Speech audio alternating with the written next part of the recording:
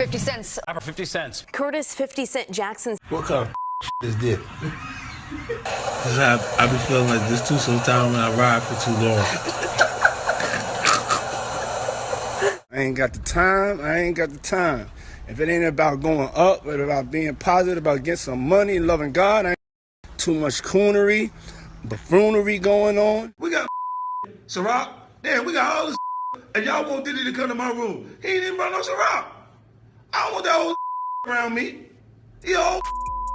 50 Cent has resumed his trolling antics. Not that he ever really took a break from it. And this time around, he's got Lee Daniels in the hot seat. Apparently, Lee Daniels, the big shot executive producer, seems to have some kind of spicy dynamic going on with Diddy. Now, Lee's openly gay, and there's been endless chatter about Diddy's orientation for the longest time. But we finally got our answers, especially with the recent lawsuit from Lil Rod that brings some pretty unsettling accusations to the surface. Plus, there have been talks about Diddy being involved in some really grim stuff with other men, like G-wording young men trying to make it in the industry, and supposedly offering others career boosts in return for some really dubious favors. I knew I used to wait outside of Turkish baths for him. You know what they do in the Turkish baths? That's where a lot of gay men meet. And they all take hot baths together. Now, 50 Cent has been dropping hints and making jokes about Diddy's situation for years, but it all seemed like just cheeky banter at the time. However, with everything coming out now, it's starting to look like there was truth behind those jokes. Recently, 50 took it to another level by posting a photo of himself and Lee Daniels with some pretty suggestive captions hinting at a relationship between Daniels and Diddy. The caption read, "I ran into Lee Daniels today. I had to keep a little distance. I said I know about all the freaky SHT you and Puffy, and them be doing." He didn't stop there. He followed up with another pic that seemed a bit compromising, showing both Diddy and Lee Daniels together. The caption was a real kicker. It had Lee saying, "So you want the role or not, Puffy?" And Puff supposedly replying, "Yes, okay, I'm coming over later." Lee's comeback, "We have to wait till later." So yeah, it's no surprise people are giving Diddy and Lee Daniels some serious side-eye. Diddy did respond to the allegations involving him and Lee Daniels, but interestingly, throughout his response video, he said quite a bit yet never actually denied any of the claims. I ain't got the time. If it ain't about going up, but about being positive, about getting some money, loving God, I ain't too much coonery, buffoonery going on. I'm not even saying nothing about it because I'm just so burnt out. I will be saying something about it. I'm in amazement on what's going on in the world. But hey, who am I? Okay, so aside from the rumors swirling around about their personal lives, Diddy and Lee Daniels seem to share another thing: their not-so-great reputations in the industry. Now, we've all heard stories about how Diddy likes to flex his power. There are tons of tales about him exploiting people, sometimes even torpedoing careers just because he can. But Lee Daniels? He's apparently cut from the same cloth. Lee Daniels, it turns out, is seen as one of those Hollywood gatekeepers who, instead of lifting up black creators, seems to take advantage of them. Look at what happened with Dame Dash, for instance. Dame invested in 6 of Daniels' movies, putting a cool $2 million on the line. When those films hit it big, Daniels allegedly ghosted him on the financials. No principal, no interest, no royalties, nothing. Dame had to actually sue Daniels to see a dime of his investment. And what's even crazier, after all that drama, Dame still decided to lend Daniels another $2 million. You'd think Daniels would remember the favor, but no. He reportedly didn't pay that back either until Dame had to confront him at a public event. It was only after that very public calling out that Daniels settled his debts. I know there's usually a curfew here that tell you to get off the stage, but here's what. I broke my ankle. That's why I couldn't move around, guys. Could you see I couldn't? I did it again. I was playing with my grandkids and I broke my ankle.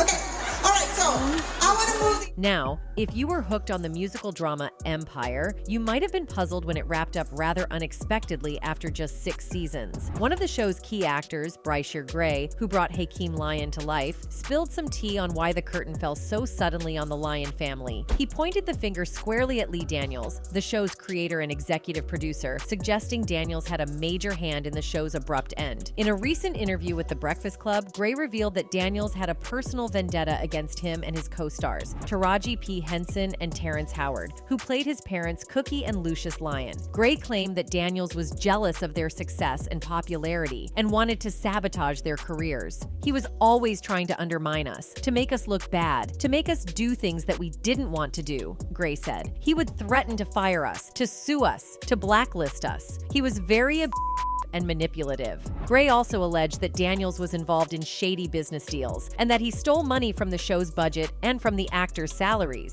He said that Daniels owed him millions of dollars in unpaid royalties and residuals and that he had evidence to prove it. He's a fraud, a liar, a thief, and a bully, Gray said. He's the reason why Empire got canceled. He didn't want us to shine, but it gets even worse. There's buzzing on the grapevine about Lee Daniels possibly having a role in dragging Bryce Shear into some shady gatherings with none other than Diddy and Will Smith.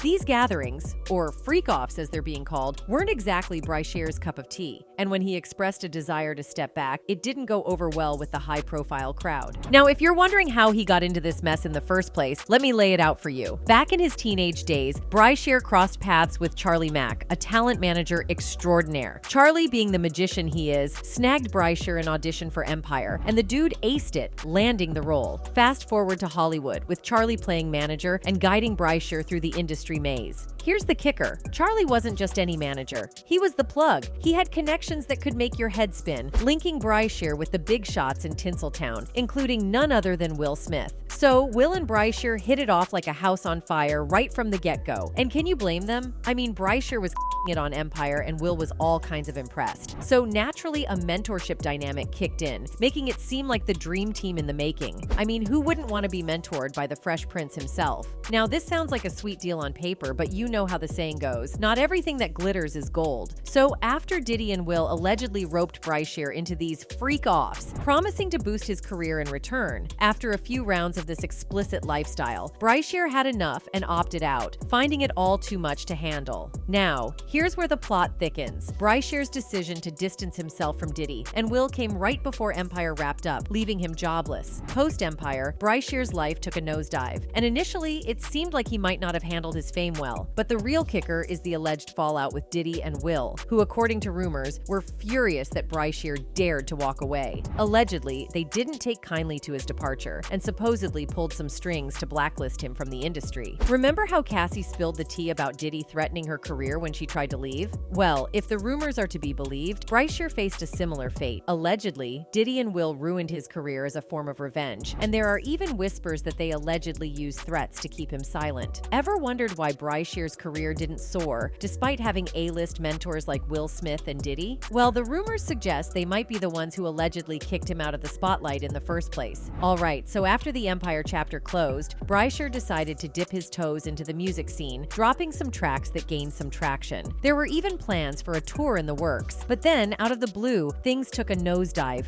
Airplay dwindled, audition callbacks dried up, and he found himself ousted from the industry. It was like hitting a brick wall, and the whole ordeal took a toll on Bryce Shear's mental well-being. The once cool-headed guy who came to LA with dreams was now a different version of himself. The downward spiral didn't stop there. Bryce Shear started grappling with legal troubles, and in July 2020, a disturbing incident unfolded. A woman ran into the streets seeking help, claiming to be Bryce Shear's wife. She alleged that he had been aggressive, putting his hands on her and even choking her until she passed out. According to her, the confrontation was sparked by accusations of infidelity. This legal storm landed Bryce Shear with serious charges: felony aggravated A, misdemeanor A, and disorderly misconduct. He eventually took a guilty plea for the domestic violence charge, scoring a 10-day stint in the county jail and a 3-year probation sentence. Insiders are now pointing fingers at Diddy and Will, claiming they're allegedly the architects of Bryce Shear's downfall. As Bryce Shear reportedly hears more stories of others stepping forward against Diddy, he's decided to join the chorus. Allegedly traumatized by the rumored freak-offs, he's speaking out, asserting that the aftermath has haunted him for years, and rumors are saying that he is filing a whooping $50 million lawsuit against Diddy and Will. It seems like Bryce Shear's ready to take his story to the forefront, holding those he believes responsible for his life's unraveling accountable. And Breischer isn't the only one who's had issues with Daniels. Comedian and actor Monique has been vocal about how Daniels, along with some other big names like Oprah Winfrey and Tyler Perry, essentially blackballed her from the industry for years. Monique says that not only did they shut her out, but Daniels also helped Oprah snag roles that were meant for Monique, adding insult to injury. Like, remember The Butler? Yeah, it was supposed to be hers, or so she says. Lee Daniels apparently offered it to her, but when OPR expressed interest, well, you can guess who ended up with the part. But as he said to me, he said, Mo, at the time I didn't have no power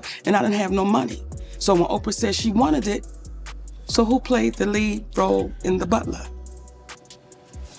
Oprah Winfrey. And it doesn't stop there. Lee Daniels had this biopic in the works about Richard Pryor, and he wanted Monique to play the grandmother. But lo and behold, OPR swoops in and claims the role for herself. Let's rewind a bit to the Monique and OPR showdown. This drama started way back in 2009 when Monique starred in Precious, a movie produced by OPR and Tyler Perry and directed by Lee Daniels. The real beef kicked off when OPR and Tyler decided Monique should hit the press circuit for the film without any paycheck. Monique wasn't having it and straight up said, "Nah, not in my contract." According to Monique, she only got a measly $50K for the whole movie, which was barely enough. Now they wanted her to jet around the world promoting the film for free, not on Monique's watch. But OPR and Tyler didn't take her refusal well at all. Instead, they started trashing her reputation in the industry, spinning a narrative about her being difficult to work with. Monique spilled the tea, saying Tyler Perry told her, "You may want to consider promoting this film because if you get nominated for an Oscar, your next film is $3 to $5 million.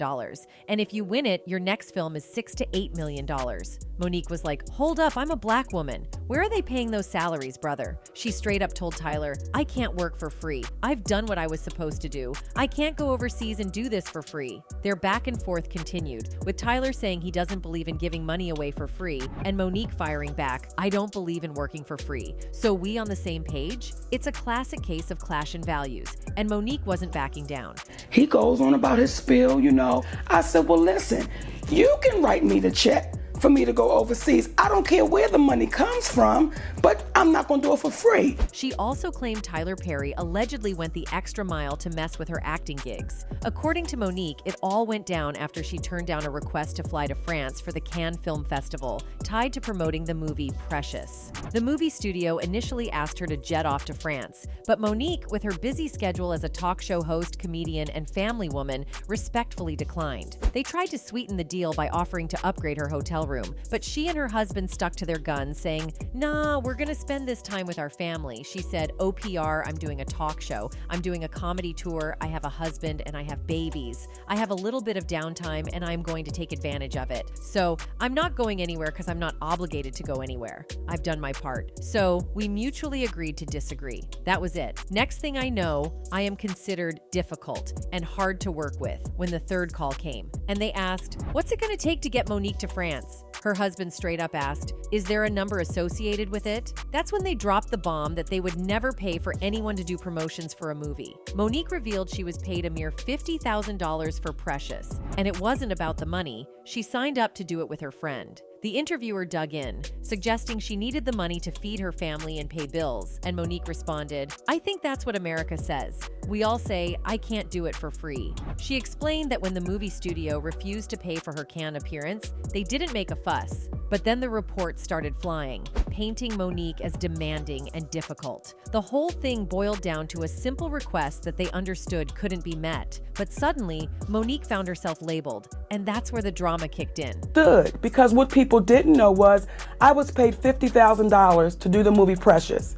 And it really wasn't about the money, and I'm not complaining because I signed up to do it with my friend. It says we can't set a precedent and pay you to do this.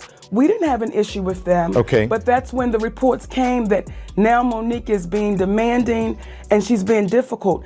Monique doesn't stop there. She spilled some more tea during her Apollo set, saying that the term blackballed isn't quite right in her book. In her words, she said, "What is that black D connected to? That black man." So no, I was not blackballed. I was whiteballed by some black Ds who have no balls. Thank you, Mr. Lee Daniels. Thank you, Mr. Tyler Perry. Thank you, Miss OPR Winfrey. She continued, "See, I know they like to say, Monique, you talk too mother effing much. It would me not to say the real SHT. You are not paying me equally. You are not treating me fairly, so you can..." Suck my D if I had one. Media stories start popping up, painting Monique as difficult to work with. Suddenly, no one wanted to cast her, despite her winning an Oscar for her role in Precious. Imagine seeing all your hard work go down the drain. Monique started putting two and two together, realizing someone was out to get her. In a recent chat with The Hollywood Reporter, she spilled the beans that Daniels admitted she got blackballed for not playing the game. Monique's even called out OPR and Tyler Perry, asking for an apology that, as far as we know, is still MIA. But the drama doesn't end there. A year after the film was released, OPR invited members of Monique's estranged family onto her talk show against Monique's wishes. Here's the backstory. Monique's brother AE'd her when she was 7 to 11, and she had been open about it in a 2008 interview with Essence. Monique confided in OPR about her strained relationship with her parents due to the A, and OPR seemed understanding. Now, Monique's not thrilled about it, to say the least. OPR supposedly gave her a heads up that only her brother was going to be on the show, but surprise, surprise, her mom ends up making an appearance too. And let's just say, it stirred up some serious drama in Monique's personal life. People started coming up to her in the store, throwing shade at her mom. Monique's quick to throw in some humor to ease the tension, joking that while the ladies in the store weren't exactly lying about her mom, she still felt the sting. She makes it clear that if OPR had just given her a heads up about bringing her mom on, she would have shut it down real quick. Monique was blindsided seeing commercials featuring her family. OPR had gone back on her word, pretending to be caring. Monique demanded an apology, but OPR offered zilch. No private, no public apology, nothing. So you can imagine the hurt and betrayal Monique's feeling about the whole situation. It's like a punch to the gut, and she's not holding back in calling it what it is, a betrayal. But Monique wasn't done dropping bombs just yet. She went on to spill the tea about how Tyler Perry cost her and her family tens of millions of dollars over a rumor he started about her. She recounted the whole situation, saying that Tyler told her he'd never do anything to hurt her, but then later admitted to starting a false rumor that she was difficult to work with. Monique didn't hold back, expressing her frustration and disappointment, especially after Tyler's initial denial. She went on to talk about how during her conversation with Shannon, she referenced an interview he did with Kat where he admitted to letting people lie in his face because he didn't know if they were lying or not. Monique made it clear that she wanted Shannon to hear Tyler's own words, so she sent him the audio recording of their conversation. And let me tell you, it wasn't a walk in the park. Monique revealed that she recorded the conversation legally, which she emphasized was crucial for her as a Black woman facing off against someone as powerful as Tyler Perry. She explained that having the audio proof was a game changer, as it prevented her from being dismissed or ignored. Had I not recorded Tyler Perry, then it would have been my word against his. And then on top of that, it would have been, he's so powerful, we can't even pay no attention to that. Monique didn't mince words about the impact of Tyler's actions on her and her family. She stressed that the lie Tyler spread cost them a staggering amount of money, leaving them in a tough spot financially. It was a tough pill to swallow, and Monique didn't hesitate to share the weight of the consequences of Tyler's actions. You know it's illegal to, but did you hear what the man said? I violated you. Yeah. I mistreated you. Yeah. Do you know, Shannon, that's cost my family tens of millions of dollars? Yeah. Another person who has crossed paths with Daniels is Me Too founder Tarana Burke. Tarana previously revealed that she was deeply offended by the television and film executives' plan to create a comedy inspired by the movement. Back in 2018, Deadline reported Daniels and comedian Whitney Cummings had teamed up for a half-hour comedy series that was being developed at Amazon. The show, starring Cummings, revolves around the staff of the Ombudsman's office at a college that navigates PC culture and the hashtag #MeToo climate, according to the site. The lead character must reconcile the dissonance between different generations of feminism and the struggle to reconcile our primal desires and socially constructed identities with current ethical obligations regarding race, class, and gender. Burke, who founded the movement over 15 years ago, shared her reaction to the project with the New York Times. "I just read something the other day that said Lee Daniels is making a Me Too comedy. The hair stood up on my arm. To put Me Too and comedy in the same sentence is so deeply offensive. And not because I'm uptight and I don't see comedy in things. We're not ready for a comedy, and it's just so offensive that you think in this moment when we're still unpacking the issue that you can write a comedy about it. And that's the type of thing I'm talking about. We have to get out in front of that." The activist also stressed the need for diverse writers' rooms within television, which would help prevent the movement from being misrepresented. That's exactly why it's important to get in the writers' rooms now and to connect with Hollywood now before it gets to be such a catch-all phrase that they dilute its meaning, that we we help people understand the gravity behind the words, and that it's not just used as, oh, look who got me too'd, haha, like a punchline. Time and again, Hollywood shows us that the polished images some celebrities project in public don't always match up with reality. But we want to hear your thoughts on all this drama. Drop your opinions in the comments below, and we'll see you in the next video.